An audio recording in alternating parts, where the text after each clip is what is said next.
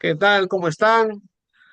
Buenas, buenas con todos. Esto es Psicoanálisis con Contreras y hoy vamos a hablar de un tema polémico, controversial, un tema que da mucho que pensar y va dirigido sobre todo a la comunidad, ¿no? A las familias, educadores. ¿De qué vamos a hablar? De la infancia herida, del abuso sexual en menores. Y para esta ocasión hemos invitado a nuestra amiga, la licenciada María Moreno, y es psicóloga, licenciada en Madrid, España, y ella nos va un poco a ilustrar este campo tan complejo y tan polémico como es el abuso sexual en niños. ¿Qué tal, María? ¿Cómo estás? Bienvenida. Muy buenas, Juan Carlos. Pues encantadísima de poder estar aquí y sobre todo de poder hablar de este tema tan duro que actualmente está tan a la orden del día. Así es. María, comencemos con una definición. ¿Qué hay que entender? ¿Cuál es la manera correcta de entender el abuso sexual? Pues el abuso sexual es una interacción, ¿no? de carácter sexual que se da entre un menor y un adulto o de un menor sustancialmente mayor que Mm. el menor, con la finalidad de gratificar pues, sexualmente o bien al agresor o bien al observador. Entonces, en el abuso sexual infantil lo que vamos a ver mucho, bueno, lo que se da es un abuso de poder. Así ¿Por es. qué? Porque hay una asimetría de edad. Y como hay una asimetría de edad, va a haber por parte, sobre todo del menor, un desconocimiento total acerca de lo que está haciendo y una, digamos, una falta de permisividad es decir, el menor no va a dar su permiso a que se lleve a cabo de consentimiento, ¿no? El menor no va a dar su consentimiento a que se haga este tipo de prácticas sexuales por puro desconocimiento, porque no sabe realmente lo que está haciendo y no sabe por qué lo está haciendo, ¿no? María, pero como sin consentimiento es abuso sexual, ¿no? Claro, no, sí, sí, evidentemente. O sea, todo lo que sea hacer cualquier tipo de actividad sexual con un menor de 16 años va a ser abuso sexual infantil, porque un menor Acá en de Perú 16 mm, acá en Perú es menor de 18. ¿Sí? Acá tengo la también, mayoría de edad, claro, 18 años. En mm, España, ¿cómo es? ¿También 18? también 18, pero sí que el Código Penal establece 16.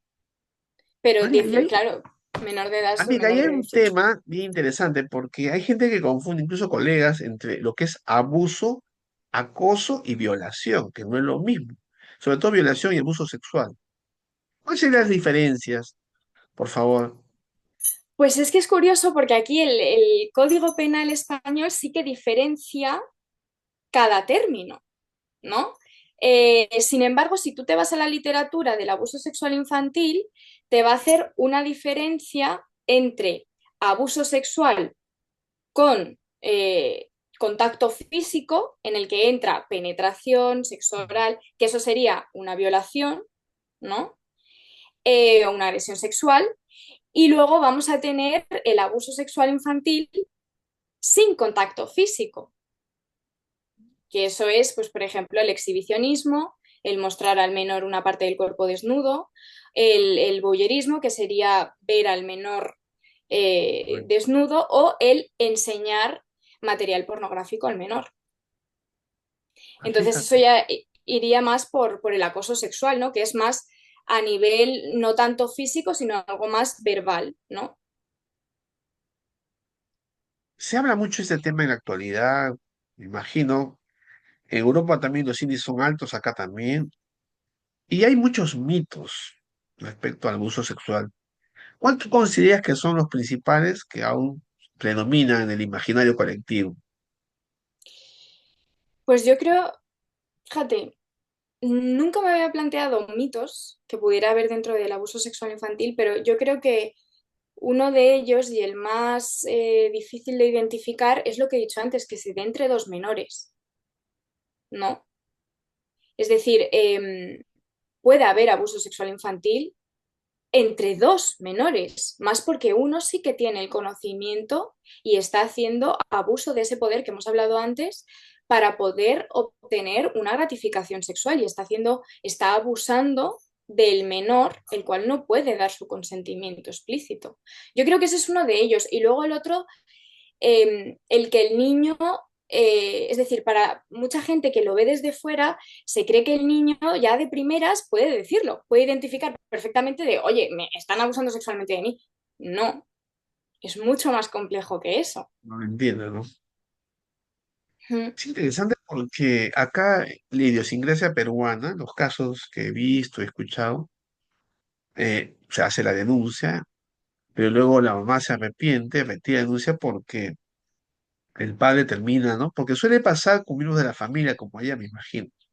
Sí, Pero un sí, sí, detalle claro y explícito es que el menor refiere que en un primer momento la madre no le cree, por defender al amante, marido, pareja, XZ del entorno familiar. ¿Eso pasa en España también o es algo propio sí. de... No, sí, sí, claro. Y esto es una doble traición. De hecho, es muy Claro. típico, y esto lo vemos en consulta, que muchas veces la figura más castigada no es tanto, pues a lo mejor el padre que me ha infligido este daño, este abuso sexual, sino la madre que estuvo y no hizo nada. Esa figura que me debería de haber dado protección en el momento en el que yo necesitaba y no estuvo, ya sea por desconocimiento o bien porque la madre también puede estar sometida a algún tipo de maltrato físico, psicológico por parte del agresor, o puede tener una dependencia material como una dependencia económica o una dependencia emocional por X razones. Y allí hay un perfil más o menos del perpetrador, el abusador. Hay bastante investigación, me imagino, respecto a esto en Europa. Sí, el perfil que normal, bueno, que en la literatura no nos habla del perfil del abusador suele ser un hombre muy introvertido, un hombre que tiene problemas en cuanto a formar vínculos o a interactuar socialmente, sobre todo con el sexo opuesto, con el sexo por el cual se siente atraído, ¿no? Suele ser un hombre con muy bajo éxito a nivel romántico y es por ello que muchas veces acude a niños para Los poder niños. gratificarse, claro. Y luego, en padres de familia, se ha visto que normalmente el modelo de padre que suele ser más proclive a realizar este tipo de abusos es un padre muy controlador, es decir, un padre que cree tener el derecho, trata a sus hijos como si fueran de su pertenencia y por ello él cree tener el derecho de poder decidir sobre la sexualidad de sus hijos, sobre la virginidad de sus hijas, sobre la virginidad de sus hijos, ¿no? Y luego, pues hombres de una baja inteligencia en todos los sentidos. Y de las características sistémicas de la familia donde se produce el abuso sexual. Hmm. Claro, me ha gustado mucho que digas características sistémicas, porque muchas veces se habla del perfil de la víctima Ujú. y no creo que haya un perfil de víctima. Es decir, yo creo que el hablar de que un niño que tiene este tipo de personalidad es más proclive a o más vulnerable a sufrir un abuso sexual infantil, yo creo que lo que hace es agudizar mucho más la culpa que se siente posteriormente, ¿no? Que luego hablaremos de Así ella, pero individualiza, ¿no? sí. Entonces creo que es más características sistémicas de la familia o características del ambiente. Y un poco pues son eso, familias, matrimonios que o bien están divorciados, entonces existe una reestructuración de la familia. ¿A qué me refiero con esto? Pues que entran las parejas de papá y de mamá, Mm, los cuales tienen una accesibilidad mayor al niño hijos, los y una niños. confianza del progenitor de, pues te dejo al niño a cargo, ¿no? Eh, entonces, dentro de ese vínculo, dentro de esa dinámica, es mucho más fácil que se dé un abuso sexual infantil, ¿no? A mí siempre hacen esta pregunta difícil, ¿no? Eh, los perpetradores, los pedófilos, las personas que cometen estos actos, tienen una dificultad inmensa, ¿no? Han sido también de niños abusados, probablemente, eso no lo justifica. Y lo segundo que llama la atención es que se den hombres, pero abuso de mujeres. a niños o a niñas es infrecuente, Mm, inusual. En ujú, algún momento, o sea que yo sé si cuando esta María, voy a entrar con mi rollo un poquito. Alguna vez le preguntaban a Lacan, ¿por qué la perversión no se da en mujeres? Y él dijo, suelto de hueso, bueno, porque las mujeres tienen hijos, jugando con la metáfora un poco, ¿no? A diferencia del hombre. Ahora, en otras canteras en psicología, ¿cuál vendría a ser la explicación? ¿Se da en mujeres? Un caso interesante y sórdido total, bizarro a no más, en Argentina el año pasado, anteaño pasado, de un niño abusado sexualmente, maltratado, incluso asesinado, con una pareja lesbiana ujú. tenía un hijo. No sé si te enteraste. Sí, sí. Claro, también se utilizó políticamente para ir con el LGTB, bueno, ese es el problema también, ¿no? Pero sucedió. Entonces, Ujú. te hago esta pregunta complicada. ¿Y hay casos de mujeres hacia niñas? Eso es, estoy hablando tonterías de repente, no sé. Tú eres la, Sí, la entendida en el tema. sí, pero yo creo que, claro, las mujeres lo hacen desde otro punto, ¿no? No creo que sea, el móvil no creo que sea el mismo que el de los hombres, creo yo. Yo creo que las mujeres lo hacen más desde el punto de vista eh, más afectivo, ¿no? Como manera de...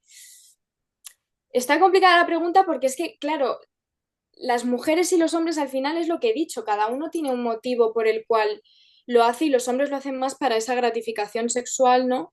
Pero las mujeres yo creo que es más un límite muy difuso entre la verdadera afectividad con el niño y la seducción, ¿no?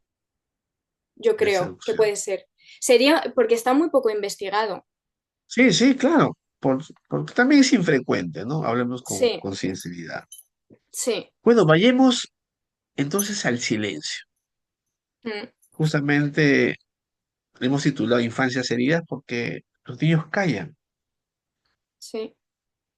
Y hace poco te cuento, tuve el caso, yo hago trabajo comunitario en alguna comunidad, por obvias razones no puedo revelar la persona. Y este joven desesperado me llama y me dice, me han acusado de haber tocado a mi sobrina. Yo lo conozco de años y la mamá influyó en una niña de 12 años. Ya te imaginas, tiene un preso, tuvo que pagar abogado, gente pobre. Y se rompió la familia totalmente, ¿no? Una parte salió a favor del chico, que le creía incapaz, Mm. porque él trabaja con adolescentes desde que era un muchacho, entonces ha tenido a la mano siempre damas, y nunca ha sucedido un caso. O sea, no tiene ausencia de contacto familiar, al contrario. Pero en fin, ya eso decía su caso, el tema judicial. Lo interesante, ¿por qué lo menciono? Es el hecho de si un niño puede inventar, puede verse influido para calumniar. En Chile había un caso famoso de un hombre que salió después de no sé cuántos años porque el hijo lo había inventado. Entonces, ¿también será eso? ¿Y cómo es posible o en qué términos se da? Porque el niño nunca miente, el niño dice la verdad. ¿Eso es cierto? ¿Hasta qué punto? Esa es mi pregunta. Un gran profesor mío del máster de forense dijo que cuando un niño miente se le nota mucho. Normalmente, ¿por qué suelen mentir los niños? Porque tienen a un adulto detrás que les está diciendo lo que tienen que decir. ¿En qué caso se da esto? En el síndrome de alienación parental, ¿no? El SAP, Cuéntanos. que esto en temas judiciales está muy a la orden del día, el SAP. Y los psicólogos forenses es lo primero que tienen que evaluar cuando un niño viene diciendo que ha sufrido un abuso sexual infantil, que suele ser, normalmente, generalmente, suele ser la madre que para perjudicar al padre utiliza a sus hijos y, digamos, les hace que digan un discurso en el que el padre pues, les ha infligido dolor, ha abusado sexualmente de ellos. ¿Qué pasa? Que esto los niños te vienen y parece que te están contando un discurso. Utilizan términos que ni ellos mismos saben lo que significa. Y con que hondes un poquito en eso que te están contando, ya ves que el niño se bloquea, porque no sabe realmente lo que está diciendo. Ves que es un odio un poco irracional hacia esa otra figura, que suele ser el padre, que no tiene mucho sentido, ¿no? Entonces ahí ves un poco que hay una coacción de un adulto que está haciendo porque el niño diga esto.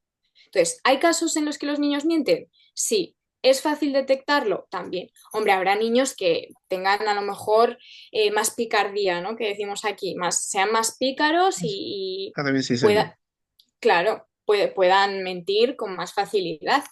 Pero generalmente en este tipo de temas, sobre todo en temas sexuales, que los niños no suelen tener tanto conocimiento, se nota mucho, porque utilizan un vocabulario que ellos no conocen y que no saben realmente lo que están diciendo, ¿no? Y si se descubre que ha habido, digamos, ¿cómo se dice legalmente? ¿No? Se les enseña a mentir y se influye negativamente en perjuicio de otra persona, pues es grave el delito. Bueno, claro, Tiene, tiene una penalidad también, me imagino, ¿no? Legalmente. No estoy metido yo en temas legales. sí, al final se estaría tratando de síndrome de alienación parental, ¿no? Entonces, Alienación parental, ese es el término. sí, síndrome de alienación parental, el SAP, que de El hecho SAP. hay el SAP, hay bueno, informes o entrevistas muy estructuradas para tu poder evaluar si hay un síndrome de alienación parental. Y ahí las tornas cambian. Ya el padre no es el acusado, sino que es la madre, ¿no? Porque ya vemos que la madre está al final intentando hacer daño al padre a través de sus hijos, Hay un lo cual interés es de muy por duro. medio, ¿no? Sí. Es interesante lo que tú dices.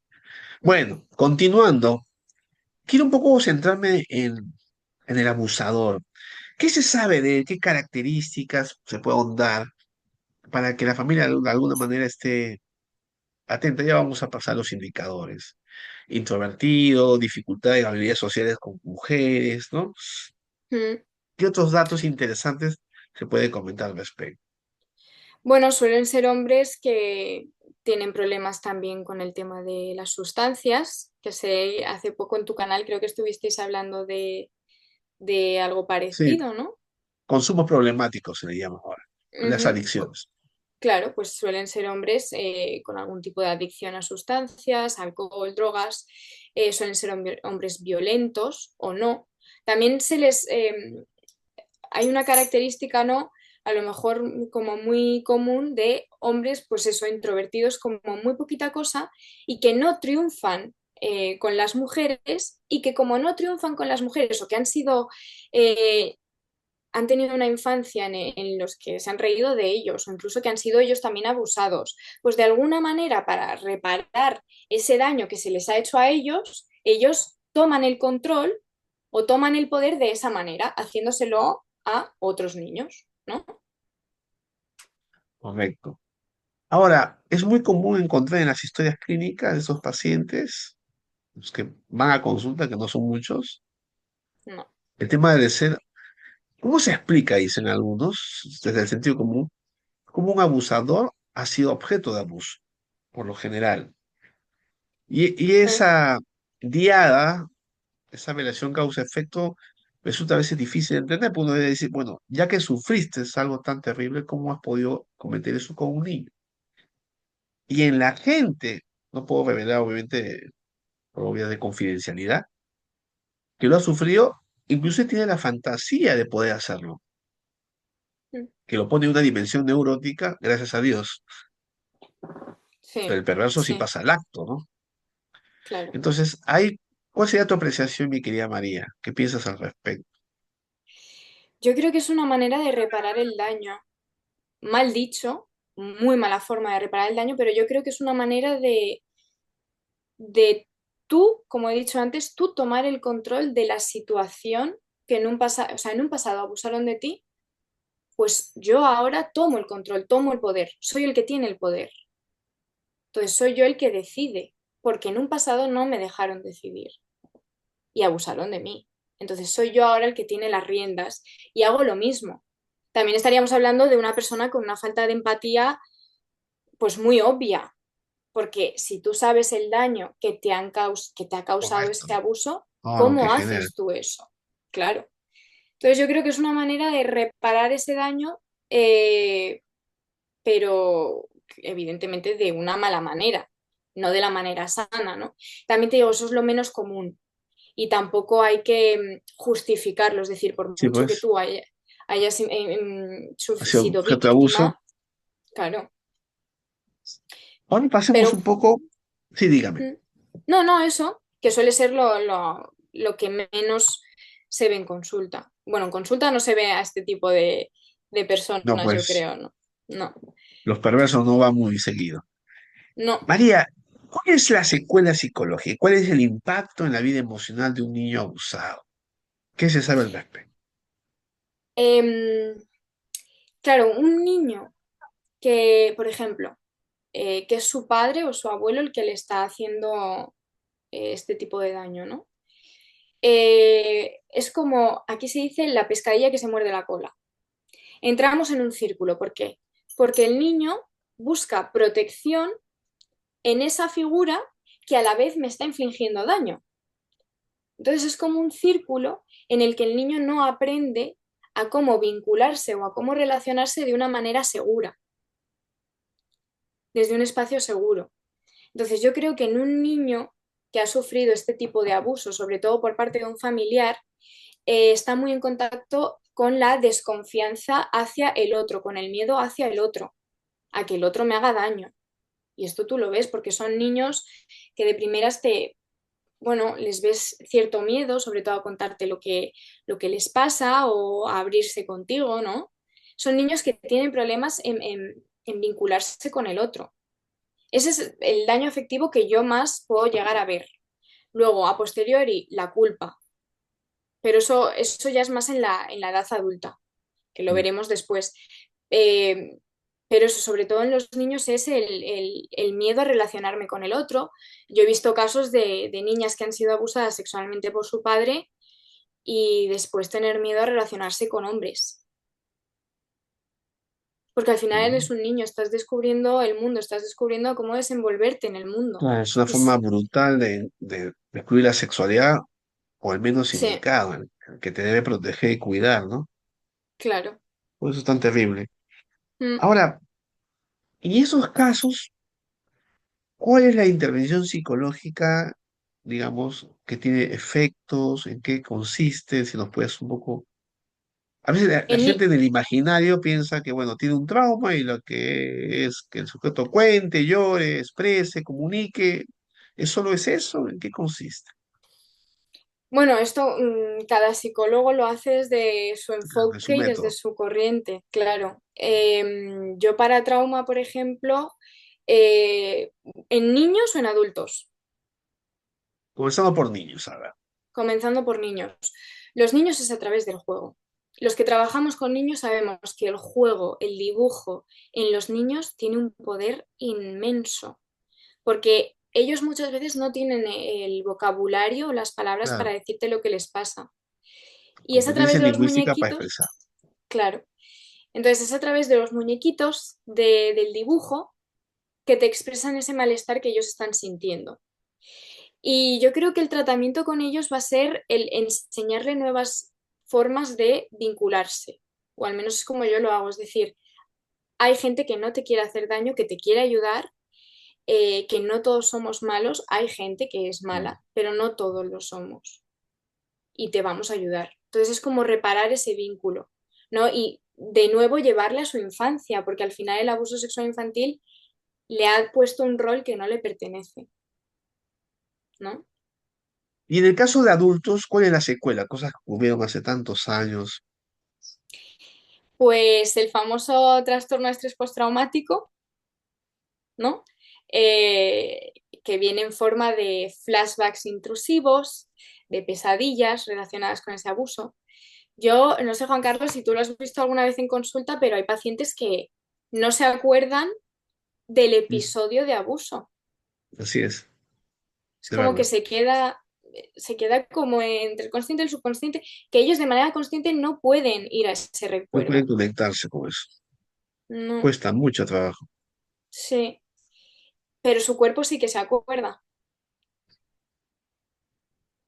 Entonces, a la que se exponen, tú esto lo sabrás incluso mejor que yo, a la que se exponen a un elemento que les recuerda o que está relacionado con ese abuso sexual, como puede ser el mantener una relación sexual en la edad adulta, su cuerpo responde de la misma manera que si ese peligro volviera a estar ahí. Así es. Hay una sexualización, digamos, que el sujeto no percibe, ¿no? Sí. De un paciente lastimosamente abusado, un hombre. Evitaba el contacto físico. Yo soy de a la mano, entonces yo vi que me movía su espalda, se incomodaba. Entonces, bueno, respeté obviamente, que al comienzo no lo entendí. Ay, son formas, estilos, que no todos tienen que ser pues, afectuosos, ¿no? Pero ya me di cuenta que un modus operandi muy común, ¿no? Mm. Porque él había sido tocado indebidamente. La epidermis, no era la zona que se había sexualizado. Entonces, cada contacto responde a ese código. Uno puede tocar por afecto, por ternura, por razones X, pero fíjate, ¿no? La interpretación es una, ¿no? Que lo toma él como un tema de desencanto, de desagrado. Y bien interesante, acá en el Perú vivimos, pues somos un país con ciertas particularidades. Si tú tomas el transporte público, que son unos carros chiquitos, son tan chiquitos que tus piernas se te cruzan con las piernas del pasajero, es frente a frente. O sea, estamos acostumbrados en el Perú, eso es parte de, bueno, en mi época, que eso ha ido cambiando un poco, pero a él le resultaba insoportable. No era alguien que tenía pues dinero, tomarse un taxi, tenía que viajar en transporte público, era una vía crucis. Entonces, ese puede ser un indicador, quién sabe, en fin. Ahora, pienso yo que esto nos da pie, sí o no, María, a entrar al tema que todo el mundo quiere escuchar, creo que es el núcleo de entrevista. Me han preguntado en las parroquias donde trabajo, profesor, pregúntele, ¿cuáles son los indicadores que hay que estar advertidos, pendientes del abuso sexual en niños o en púberes, adolescentes, que también se da, obviamente? Pues aquí primero vamos a hablar del secreto, porque es muy importante. Un niño pequeño explícitamente muchas veces no va a decir que está sufriendo un abuso sexual, porque el adulto de alguna manera le ha seducido y le ha manipulado para que diga que esto es un secreto entre tú y yo, y si tú dices algo, entonces mamá y papá se enfadan, entonces mamá se enfada conmigo, entonces rompes la familia y el niño no lo va a decir. Entonces hay que estar muy atento de estos indicadores, ¿no? Suelen ser niños que muestran unas conductas muy hipersexualizadas. Amigo. Ujú. Que en el comportamiento, en el juego, ves pues que tienen juegos muy sexualizados o que tienen conocimientos que no se corresponden con lo que ellos deberían de saber sobre el sexo, ¿no? Después también el tema de las pesadillas. Se ve mucho en niños que tienen pesadillas porque al final lo están pasando mal, no saben cómo decirlo, no pueden decirlo y esto a través de los sueños sale. Aparece, ¿no? Ujú. Y luego el trastorno somático. Los trastornos somáticos, es decir, me duele la cabeza, me duele la tripa. Estos son síntomas de que el niño está sosteniendo un estrés inmenso por la situación y la manera de esa ansiedad, ese estrés mostrarse es a través de el dolor de cabeza que no tiene una explicación médica, el dolor de tripa que tampoco tiene una explicación médica. Es decir, los niños no se lo están inventando, es que realmente le duele la Así cabeza, le es. duele la tripa, para lo que le duele es el corazón, porque no puede con esta situación, porque es un niño. Entonces yo creo que esos son como los indicadores más, Relevantes. sí, luego ya el tema de más médico, pues si hay algún hematoma, si hay rojeces en sus partes, ¿no? También evidentemente pueden ser una señal, fisuras o lo que sea, puede ser una señal de que el Mm. niño está sufriendo abuso sexual infantil. Ahora, vivimos en una sociedad hipersexual.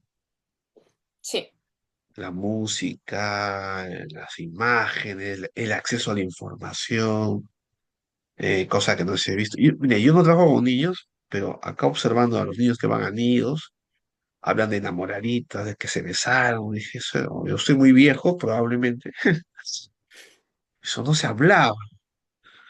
Entonces, el discurso un poco adulto. Y ahí habría que ser muy cuidadoso, muy criterioso en hacer la diferenciación, Ujú. porque no sé cómo es en España, yo supongo que también, ¿no? Casos medianamente todavía conservadores, puedo pecar de prejuicio, corrígeme, María. Pensamos que en Europa la cosa es más liberal, asumimos, pero no sé si eso es así. Sí, por desgracia sí.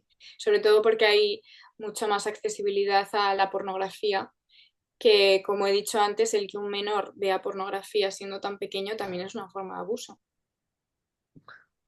Así es. Entonces, los profesores, los docentes, los mentores, los tutores, ¿cómo deben proceder? Quiero entrar ya al campo preventivo. ¿Cuál vendría a ser? Claro, el psicólogo, obvio, ¿no? Trabaja en el consultorio, pero yo quiero ir más al campo de la prevención.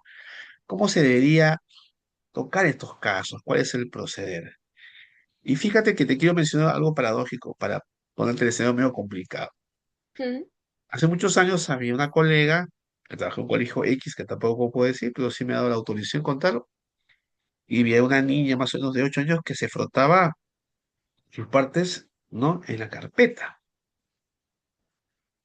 Se dijo, en su cabeza, la profesora X dijo, esta chica se está masturbando con la bicicleta, ¿no? Y lo hacía hasta que le llamó la atención, la llamó aparte. La psicóloga pensó que tal vez era un indicador de abuso sexual y lo que tiene era una infección urinaria. El escozor producía eso. No había, no digo que, pero no había. ¿Por qué te cuento esto? Porque fíjate que también el prejuicio también es muy fuerte. Estamos como buscando, como es un tema tan frecuente.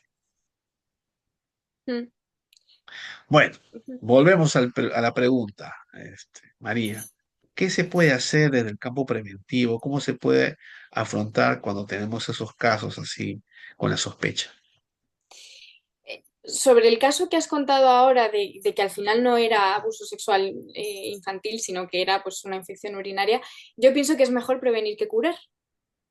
Entonces, la psicóloga y la profesora que se olían algo, que algo no iba bien, hicieron bien, en mi opinión. Que luego se haya quedado en que fuera una infección urinaria, pues bueno, mira, ¿no? Pero es mejor el Estuvieron al ni ir, pendiente. sí, el ir directamente a puede que esté pasando algo, ¿no? ¿Cuál había sido la pregunta? Que es que me, ¿Cómo prevenir, cómo ver esos casos en el ámbito ya más educativo, comunitario, ¿no? No tanto clínico. educación sexual. Educación sexual. El sexo adaptado a las edades, evidentemente, no puede ser un tema tabú. Porque si convertimos del sexo un tema tabú, un tema que no se puede hablar, entonces ya estamos favoreciendo a el tema del secreto, al tema de no lo puedo contar porque mamá y papá se van a enfadar. Educación sexual, pero no es educación sexual de explicar al niño lo que es el sexo, sino explicar al niño sus partes, es decir, explicar los límites que tiene que poner con respecto a su cuerpo. Estas partes son más delicadas y no se pueden tocar sin tu consentimiento. Solo se puede tocar para un tema de higiene, para un tema de salud y siempre con tu consentimiento. Si alguien te lo toca y te hace daño, lo tienes que decir, porque hay que mirar quién te lo hace y cómo te lo hace, ¿no? Y que el niño aprenda a decir sobre todo no. No me gusta esto que me estás Asertividad, haciendo. ¿no? Sí, asertividad y poner límites. Es decir, aprender a decir no, no me gusta esto que me haces, no voy a seguir jugando a esto. Mm. Es interesante porque eso me olvidé comentarte en el perfil del perpetrador. Ujú. Sí, hizo una entrevista a un forense y nos decía que el pedófilo era un gran observador, porque identificaba a un niño con precariedad de familia, o sea, la ausencia de padre o una mala relación con la figura paterna, descuido de la familia, ¿no? Delegación del menor a otros miembros de la familia. Entonces, como que analizaba un poco las condiciones para perpetrar su crimen, porque eso es un delito, ¿no? Más allá de que tenga un tema psicológico que ya se verá. Y lo segundo que me resultó que hay esferas de poder que facilitan este tipo de actos, ¿no? Profesor, médico, psicólogo, sacerdote, autoridad, policía, que por ahí también, mira, el estatus profesional o de poder que te da es un medio también, como se Ujú. ha visto en la Iglesia Católica, ¿no? Eh, el abuso que ya no voy a comentar, que es ya información difundida hace mucho tiempo, que se está poniendo, ¿no? La Iglesia también al día en que eso tiene que enfrentarse directamente, cero tolerancia. Sí. Entonces, volviendo a la pregunta, la comunicación, la educación sexual. Ahora, con la educación sexual, Perú es un país conservador y yo, de alguna manera, tengo mis diferencias. Hace unos años atrás surgió el Manual de Educación Sexual por el Ministerio de Educación y acá hay una, todavía no se ve como en Europa o en Argentina, que es fuertísimo. Acá todavía la ideología de género, el LGTB, comenzaron a hacer un manual un poco para ampliar el asunto Ujú. y pues obviamente la iglesia saltó, pienso con justa razón, que habían cosas un poco inapropiadas y en esa puna se retiró esa parte de los manuales. Finalmente dice, son los padres que tienen, digamos, el derecho y la potestad de educar a sus hijos en función de sus propios valores también. Ujú. Cristianos, no cristianos, pero eso sí. Entonces, el Estado, de alguna manera, tiene un límite en ese punto. Bueno, es un tema en debate, pero en España, me imagino, ¿se da eso o no se da? Estamos hablando, porque ahí el tema de género que es más fuerte Sí, de lo que yo sí. sé un poquito de tu país. Sí, sí, sí. Claro, también depende el colegio, los valores que mantenga ese colegio, ¿no? Pues a lo mejor puede ser un colegio más conservador, un colegio más liberal, más. Pero sí, el tema de. O sea, yo no me refería tanto a la educación sexual En como sentido si amplio.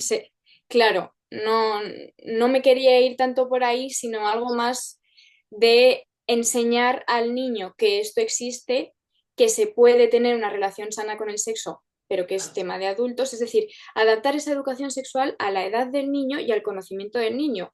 No tanto el enseñar al niño todas las posibilidades de sexo que hay, ni no, simplemente el que tenga una relación sana con su cuerpo, que tenga un conocimiento de su propio cuerpo y de saber poner el límite hasta dónde quiere que él llegue, tal vez esa interacción con una persona adulta o siendo un niño siendo más mayor, ¿no? Que creo que es esencial. Entonces, claro, yo no me iba tanto porque no me iba tanto por ese tema de más Sí, del sí. LGTBI, sino algo más de un Más autoconocimiento de tu concreto y propio preciso, cuerpo. el carácter preventivo que hay que tener para cuidar, el Claro, niño aprenda a cuidar su cuerpo. claro. Y a nivel de salud pública, ¿qué se está haciendo en España para el tema de la prevención? Ya como en un marco más amplio, ¿no? Mm. Se está sensibilizando, hay un papel preponderante del Estado en este tema, ¿o no es así? Cuéntanos un poco. Bueno, yo por lo que veo sí que es un tema que, como he dicho, está muy a la orden del día. La sanidad, bueno, la sanidad ahora en España es un poco complicada, ¿no? Pero sí que está muy sensibilizada con el tema, yo creo. Aunque sí que es cierto que muchas veces no se pasa por alto ciertos indicadores o ciertas situaciones porque no hay una suficiente credibilidad del menor, o porque no hay indicios suficientes como para poder decir que sí, este niño sufre abuso sexual infantil, ¿no? Entonces, sí que creo que hay cierta sensibilización por parte del sistema sanitario, pero también creo que tal vez habría que mejorar ciertos aspectos, ¿no? Aunque es que es un tema un poco complicado porque es multidisciplinar, es decir, aquí involucras no Correcto. solo el sistema, sí. Y para ir terminando, María, la interesante conversación que tengo contigo, Ujú. ¿cuál sería tú el mensaje que darías a los padres, sobre todo a padres jóvenes que nos escuchan, sobre este tema tan importante, ¿no? Que hablen con sus hijos, que creen un espacio seguro con ellos, un espacio en el que les hagan saber que papá y mamá están ahí, que les puede contar lo que sea, Mm, que nadie le va a juzgar, nadie le va a castigar. Es decir, promover un espacio en el que el niño se sienta seguro para poder contar cómo está, si está bien, si está mal, lo que le está pasando, ¿no? Yo creo que es vital eso para poder prevenir correcto. un abuso sexual. Fíjate, y estoy totalmente de acuerdo contigo, los que trabajamos en esta área. Eh, el ámbito de la confianza con los Ujú, padres, pues previene bullying, abuso, acoso, infinidad de problemas que atraviesa un niño y el cual ujú. pues tiene la figura con quien sostenerse. Pero lastimosamente en teoría sería ese el papel, pero en la práctica tenemos dos dificultades, ¿no? El padre permisivo, el padre postmoderno, el padre que tiene un problema con ejercer autoridad. Por eso se habla de crianza positiva, los psicoanalistas hablan de la caída de la función paterna. Y por el otro lado tenemos un sistema social que empuja, ¿no? Con la hipersexualidad y el consumismo, pues de forma, no sé si directa o indirecta, a golpear el sistema familiar, ¿no? Hay menos tiempo con los hijos porque el padre trabaja más, hay la dificultad ¿no? Del aparatito este, que también es el segundo elemento, ¿no? Disfuncional en la manera en que no se usa de forma correcta. Entonces estamos en un escenario complejo, ¿no? Ya no se puede establecer una línea solamente de cómo es, ¿no? El factor causal del problema. Bueno, María, palabras finales para despedirnos.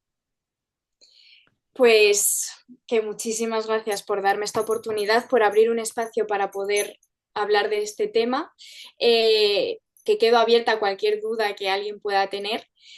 Yo no paro de formarme en este tema y en otros, pero sobre todo en este tema porque creo que la infancia es algo que se debe de cuidar, que cuando un niño sufre de este tipo de situaciones, lo pasa muy mal y muchas veces lo pasa en silencio y no tiene el apoyo necesario.